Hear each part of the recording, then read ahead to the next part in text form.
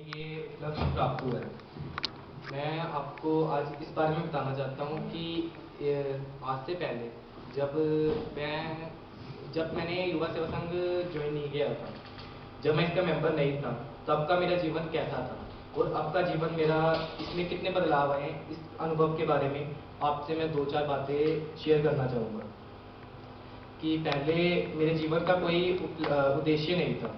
मेरा पूरा जीवन संसारिक विषय विकारों में फंसा हुआ था। मेरी दिनचर्या कैसी थी कि सुबह स्कूल चले गए, वहाँ से आया तो फ्रेंड्स के साथ घूमने चला गया, उसके बाद आया तो टीवी के आगे सॉन्ग्स वगैरह सुनने लग पड़ा। पर जब से मैं युवा सेवा संघ के साथ जुड़ा हूँ, तब से मुझे एक मोटो मिला, मुझे एक उद्देश्य मिला कि मैंने गुरु की सेवा करनी है, निस्वार्थ भाव से गुरु जी के सेवा में अपना योगदान देना ज़्यादा से ज़्यादा। तो इसकी लगन मुझे ऐसे लगी कि पहले दिन जब मैं आया तो विकास भैया ने मुझे कहा कि यार तुझ में कोई टैलेंट है। तो मैंने कहा कि मुझे तो नहीं पता, कोई मुझ में भी कोई टैलेंट हो सकता है। तो इन्होंने मुझे एक माइक पकड़ाया और कहा कि खड़े होकर इस पर कुछ बोल, तुझे कोई भजन आता है, कोई कुछ भी अगर तेरे मन में है तो इसको पकड़ के बोल। उस समय मेरे हाथ ऐसे ऐसे काँप रहे थे, क्योंकि मुझे उस टाइम मेरे में सेल्फ कॉन्फिडेंस बिल्कुल भी नहीं था। बट वही अब एक टाइम है जब मैंने यही माइक पकड़ा हुआ है और आप सभी लोगों को फेस कर रहा हूँ। ये कोई छोटा चेंज नहीं है, ये मेरी लाइफ में मेरे लिए एक बहुत बड़ा चेंज है। तो मैं आपको बताना चाहता हूँ कि अगर आप भी युवा सेवा संघ के मेंबर हो, तो इसका मतलब ये नहीं कि आपने इसे ज्वाइन किया, आप इसमें आ रहे हो रेगुलर और अपना कोई टैलेंट नहीं दिखा रहे, इसमें आपका कोई बढ़ोतरी नहीं है। आप युवा सेवा संघ को सहयोग दो, ये तो आपको हमेशा से सहयोग दे रहा है।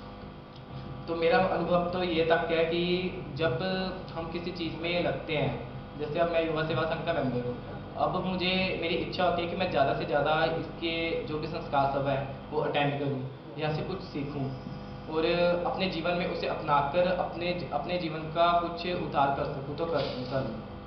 पूज्य गुरुदेव की कृपा से आज मैं इस अवसर पर पहुंच गया हूँ कि आप सभी के सामने खड़ा हूँ और माइक पे आपको दो बातें बता भी सकता हूँ कि कैसे मैंने अपने जीवन में ये बदलाव लाए हैं। इसके अलावा जब से मेरे कुछ भाई जैसे कि तन्नू, ये गुरप्रसाद, ये भी मेरे साथ ही थे। अब मेरा भाई गुरप्रसाद, ये भी मेरे साथ जब हम पहले दिन आए थे तो हम दोनों को इन्होंने टीम बनाई कि अब आप सभी दोनों मिलके एक साथ अपने ऐसे टैलेंट निखारो कि दुनिया आपको देखे और ये ना कहे कि ये इनमें कुछ है नहीं है, आपने अपने टैलेंट को बाहर निकालना है। तो अब वो मेरे साथ आता है। कई बार हम कई जगहों पे संस्कार सभा पे भी गए हैं, वहाँ पे भी हमने कई भजन वगैरह करके वहाँ पे अपना योगदान दिया है। मैं चाहूँगा कि आगे भी मैं ऐसे ही योगदान देता रहूँ। जैसे कि पहले हम आश्रम भी आते थे, हमारा आश्रम में आने का कोई उद्देश्य नहीं था, हम आश्रम आते थे जस्ट एक दूसरे के साथ मिलने के लिए, घूमने फिरने के लिए। हमारे लिए वो एक जैसे पब्लिक स्पॉट हो जाता है ना, वैसे था, हमारे लिए कोई उद्देश्य नहीं था। बट अब हम जब जाते हैं वहाँ पे तो हमारा पहला उद्देश्य होता है कि हम गुरु की सेवा करें। वहाँ पे कोई भी अगर सेवा मिलती है, हम उसमें अपना थोड़ा बहुत ज़्यादा से ज़्यादा योगदान दे सकें। इसके अलावा मैं आपको बस ये कहूँगा कि आप सभी भाई एक साथ जुट होकर हमें इस भारत के उज्जवल चिराग हैं और हमें एक दूसरे का योगदान लेके और एक दूसरे को योगदान देके एक साथ एकजुट होकर बापू जी की सेवा करनी है और अपने अपने में एक एक टैलेंट निखार के हमें एक अच्छी और बढ़िया टीम का निर्माण करना है। इसके अलावा हरिओम।